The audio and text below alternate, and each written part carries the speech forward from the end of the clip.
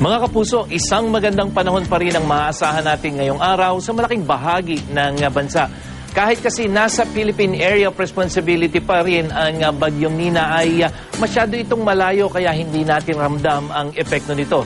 Sa ngayon po ay mabagal ang kilos ng Bagyong Nina kaya bukas pa ng hapon o gabi ito inaasahang lalabas ng Philippine Area of Responsibility.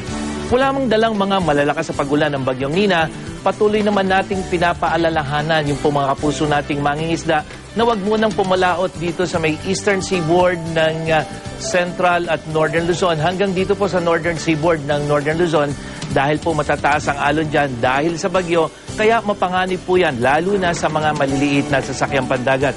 Tulad naman po ng nasabi natin kanina, maaliwalas na panahon po ang maasahan natin ngayong araw dito po sa malaking bahagi ng Luzon at maliban na lamang po sa mga bahagyang pag-ulan diyan sa may Puerto Princesa City, diyan sa probinsya ng Palawan.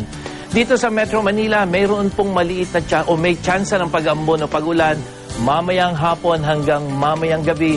60% po ang probability ng ulan sa tanghali at 60% probability ng ulan pagdating ng gabi. Kaya mabuti pong magdala kayo ng payong at panangga sa ulan.